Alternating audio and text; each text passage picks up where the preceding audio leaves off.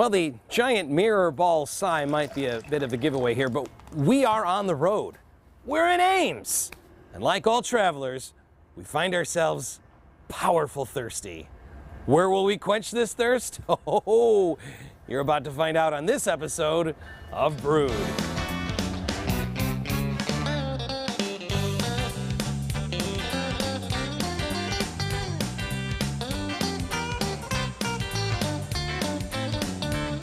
We're in downtown Ames at one of the classiest breweries we've ever been at.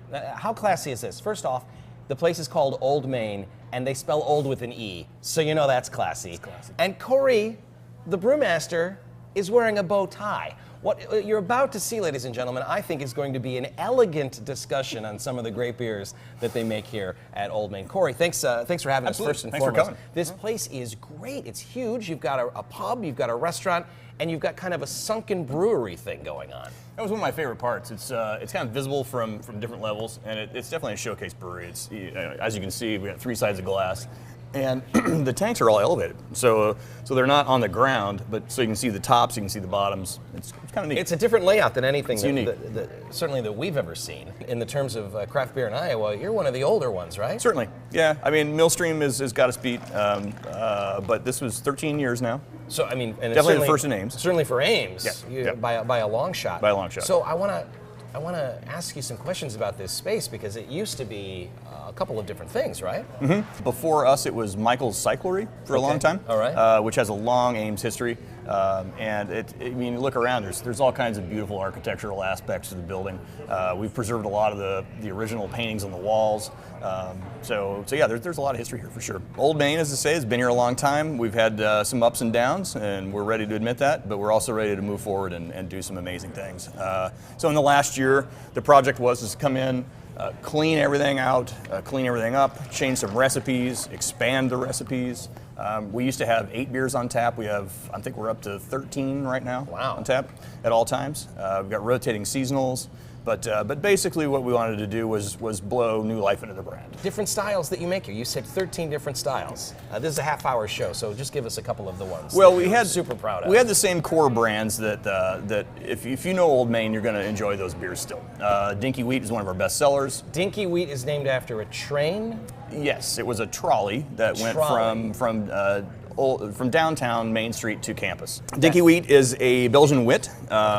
One thing that we did is kind of change it slowly into a true Belgian wit. So it has orange peel and coriander. Right. It has a Belgian wit yeast, so you get a bit of the spice and the fruit. Little clove kind of thing. A little bit of clove for there? sure. Yeah. Yep, Okay. Absolutely. But it's a subtle flavor. And it's very, very refreshing. To me, that's what a wit is. If I'm in Ames and I've only got 20 minutes, Dinky Wheat is what I should go to?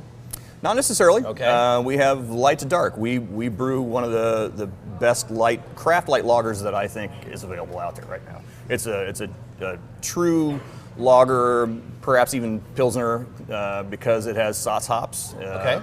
It's all malt, so there's no adjuncts in it.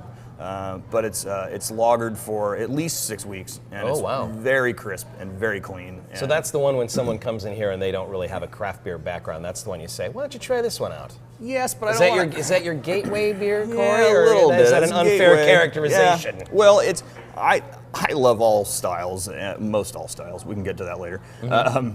But I enjoy the beer, and like I say, I'll drink an imperial stout. So I don't want to throw Pilsner under the bus as gateway beer only. Right.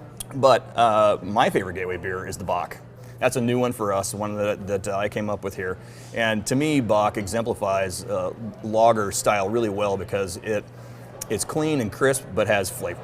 There's a lot of malt flavor that you can appreciate without having too many, not offensive, but something that one who is just learning about craft beer might find in their way, shall we say. And now people know what they want and know what good beer's supposed to taste like, so we have to elevate ourselves. And I'll tell you one of the things you can blame for the customer base being a little bit more educated.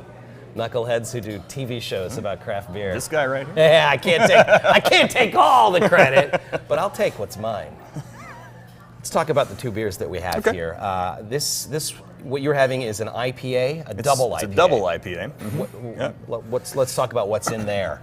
Well, to talk about the double IPA, we have to talk about the IPA, which I think is hands down one of the best beer names. It's like going to see Breakin' 2 Electric Boogaloo without seeing the original Breakin'. It'll go right over your head. Absolutely. I get it. So IPA, we've been in business, what we talked about, 12 to 13 years now, and we never had an IPA. That's nuts. It kind of is. Yeah. I get why they needed you, Corey. Yeah, that's where we are. Right? Right. So the name of the IPA is About Time. Oh, I like that. I do too. Yeah. So that's why I'm wearing the bow tie. So, okay, so About Time was the original IPA. The original IPA. This is the double IPA. It's the double IPA. And which is called Took You Long Enough? Or yeah, what? basically, yeah. So the way this happened, and I hate to admit it, but it started out as a bit of an accident.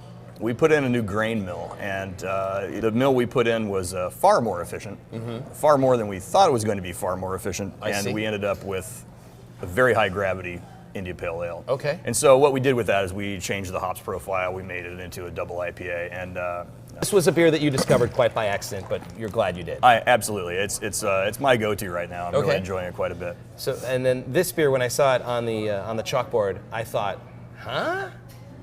Champagne beer. Champagne beer. Yeah. Now, we've heard of the champagne of beers. This ain't it. This ain't it. This is champagne beer. Yes. It's a style that's, it's not old and it's not new. Okay. We're not the first ones to do it. There are some Belgian examples for sure. All right. By the way, we've tried them, and ours is at least as good, if not better. Better than what the Belgians are doing. This is made with a good deal, if not half, of its sugar source as Chardonnay grape juice. Okay. And it's fermented with champagne yeast. Wow. And fermented at cooler temperatures. And I think I was explaining earlier, this was meant to be available for New Year's Eve, and it's stalled out. It's a slow fermentation process. Right. So we put it on for Valentine's Day. And you can try it, but I think that it's just sort of hitting its day. You think it's right where I want it to be? Well, right. and I'm going to put a beer. You go ahead. Wow. Okay, my first thought is, why aren't the balloons dropping? Right? Yeah. Yeah, we thought that too. We were a little bummed out about that part. This is a balloon drop beer is what this is. This is, wow. We're going to put some of that away because, as it ages, it's just been getting better and better. I think next year this batch will be perfect. And so we'll keep brewing it. I always have a problem when it's New Year's Eve and they have champagne because I just feel like, really? This I could drink. Yeah. And this I wouldn't feel, weird about. Well, yeah, right? Like champagne feels like... Like you need to be wearing a bow tie? Right, like I'm a fancy guy wearing a bow tie and a corduroy jacket. This is good work on this. This is different. Thanks. All the things we're doing here is we want to bring new stuff to the table, show people that there's other flavors out there that maybe they haven't tried, push the boundaries of flavors. Yeah, it's fun. What are you working on? What's the next big secret project? Give us the scoop. Secret? It wouldn't be secret if we talked about it. Come on, what are you working on? What's the latest and greatest recipe that you're working on? What can we expect in the future here at Old Main? I'm lucky enough to get to spend quite a bit of time in England, and I really appreciate English malty beers. Okay. So we just brewed an ESB, extra special bitter. Right on. We'll be doing a... Do you serve that warm? Does it come out of an engine? I have a beer engine. Okay. We'll probably see some in a beer engine. That's the only way to do it. I've got to tell you, you're the brewmaster, but that would be fantastic. We probably will be... You know what? I'll commit to that right now. Okay. Right here, right now. It's Right going to be on on Firkins. We'll have it in the beer engine. We made it happen. There you go. We made it happen. We made that happen together. I think this calls for a drink. Yeah, right. Corey, it's just a fantastic brewery, excellent facility, and when in Ames, you've got to come to Old Main Brewing Company. It's just... Coming up on Brewed, the new beers on the block and how they're taking the Ames craft scene by storm.